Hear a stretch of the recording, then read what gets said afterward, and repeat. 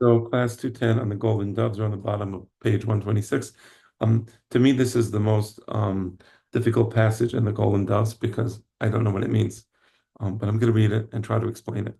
Um, the mirror-like relationship present in any two systems semiologically connected. So let's say two systems semiologically connected. I have an English-Spanish dictionary. So you have the English words and then you have the Spanish words. So those two systems are somehow semiologically connected. It could be something different. It could be I have the word dog, which is a linguistic system, and then I have a picture of a dog, right? And then I have the word cat, and then the picture of a cat. So those are systems semiologically connected because they share a common symbol, like a dog and perro, right? So there's a mirror-like relationship in as much as the word dog kind of reflects as a reflection of the dog, right?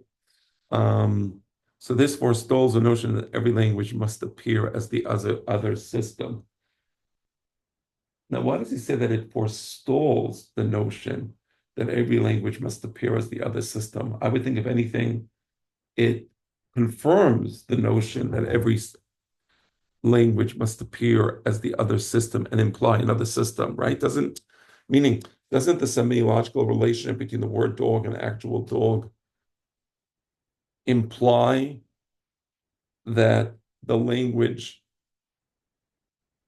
I'm sorry, not imply, confirm that the word or the linguistic system of words, let's say, imply the existence of system of things, of objects, of right ideas, right?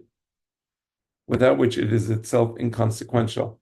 And without this other system, the first system is inconsequential. So if you have a system, dog, parrot, cat, bear, and you're not an actual dog, carrots, bears, and cats, whatever, then the words are inconsequential, right? So I don't know why he says it forestalls that notion, or rather, the mirror-like relationship forestalls that notion. So I'm not sure. Maybe you wanted to say it confirms the notion. Um, but אני أניח את זה בשריך עיון, this is what they say, תשבי יתרס איביות, הקושיות ואיביות, תיקו. Well, that's not the Peshat of Teko, but that's what I say because there's some things we have to wait for Tehiyat Metim. So when my father comes back, there's not Hashem in Tehiyat Metim, we can ask him, why did he say that it forestalls? Again, I'm reading the sentence again. The mirror-like relationship present in any two systems semiologically connected, right? So there's a mirror-like relationship between semiological systems, right? Um, forestalls the notion that every language must appear as the other. So every language must appear as the other system and imply an other system, without which it is itself inconsequential. So maybe what he's saying here, I think I understand what he's saying here. I think what he's saying is, forget about Spanish English dictionary. That was a bad example. Let's take a better example. You have the system of words and you have the system of things that the words symbolize, right? So those are two systems, and there's a mirror-like relationship between the words on the one side, that's one system, and things symbolized by the word on the other side. So there's a mirror-like relationship. So this forestalls the notion of Blanchot, where he says that languages only exist in reference to other languages and in reference to a higher system. And then that system exists in reference to a higher system. I think I figured it out. So I take back the tekel.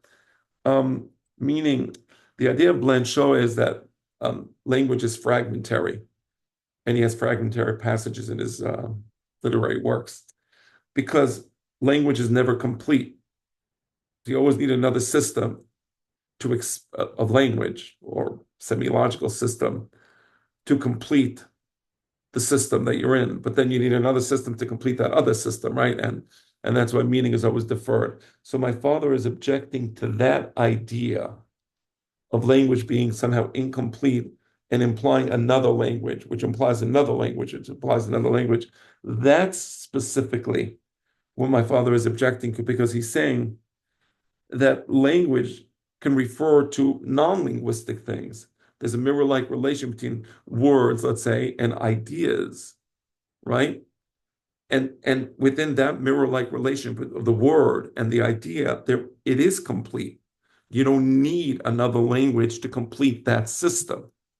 I think I figured it out. Wow. All right. So that's what it means. So it forestalls the notion that every language must appear as the other system. By other system, he means another semiological system, right?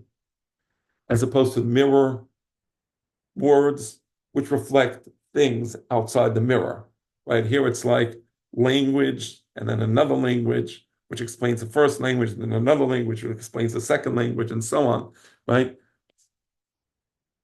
So, for example, we have the Torah. The words of the Torah are eternal, and they have an absolute meaning called the Peshat, which understandably, even when I say absolute meaning Peshat, I don't mean that the Peshat is the real meaning. But let's say we have things that we receive from Moshe Rabbeinu, which are absolute and immutable. And on top of that, we have, changing Peshat, let's call it, or Derashot, right? But the point is, we don't need another system above the Torah.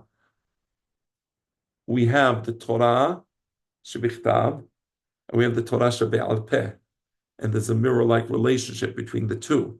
We don't need a system outside of that rubric of Torah Shebichtav, Torah Shebe'al Peh. Okay, wow. I think we'll stop here because you could quote Blanchot now, which is going to be the other idea, which is the postmodernistic idea. Actually, let me try to read it. Now, ever since Mallarmé, I have no idea how to pronounce. It's Stéphane Mallarmé, French word. I don't speak French, but he was a French symbolist poet, and he himself was influenced by Blanchot. So Mallarmé's poetry engages with the idea of that which is unsayable, right? That things that you can't say in language, things that lie beyond words, right? And we do agree that there are things that lie beyond words, but we don't agree that meaning is always deferred and that there is no absolutes, right?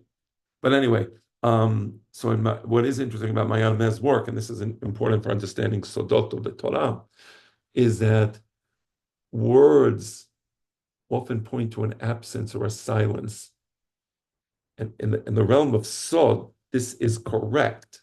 Right? So you see how many of these ideas, they're very subtle ideas, and we really have to grapple with them as Jews and address them. Again, we can't ignore these ideas. Right? The Torah is a text, so we have to understand what the nature of text is. So Mallarmé's works, they point to an absence or a silence, right? It's the idea of Rambam in the Moreh Nevuchim, where you have the light and the darkness, right? So the true meaning of words is not in the words themselves, but in what the word evokes, right, or gestures towards, right? So, yeah. Reading it now, ever since Mallarmé, we have felt that the other of language is always posed by the language itself as that in which it looks for a way out, because language understands that there is no absolute meaning. So language is always looking for a way out of language in order to disappear into it, or for an outside in which to be reflected. So you see there's in Blanchot's thinking, and again, we agree with this to a limited extent, which is to say, so we do believe that there's a mirror-like relationship between words and language and the ideas, and that people's minds are like mirrors and therefore they distort.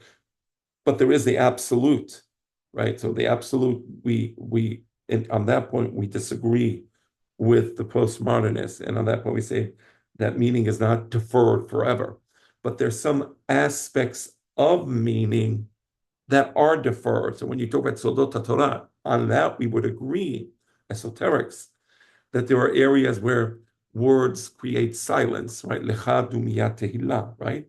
right? But anyway, what this is saying is that, or Blanchot is emphasizing the intrinsic relationship between language and the other of language, that which is outside language, where language is reaching towards that external reference so that it can find something above language, right, or deeper than what words can reflect. And that's why my father, I think, brings this, because as he said, as my father said, the mirror-like relationship present in any two systems semi-logically connected forestalls the notion that every language must be as the other. But my father doesn't negate that there is the idea of the otherness in language in the realm of esoterics, right? All right, let's finish this quote. Oh, this is tough. Which means not simply that the other is already part of this language, but that as soon as this language turns around to respond to the other, it is turning towards another language. And we must be aware that this other language is other. And also that it too has its other, right? Ad infinitum. And that's why all you can give the Talmid in esoterics is the Rashek Perakim. You can never give more than Rashek Perakim, right? Because words can't describe. So you can point out towards. But then the Gemara, a lot of times you have the word mahveh. Mahveh means to, he pointed towards something, which is an interesting idea. Although it's not used in the sense of esoterics, but the idea of mahveh, to point towards something, is an interesting idea. Footnote 27. And next time we will continue, finally.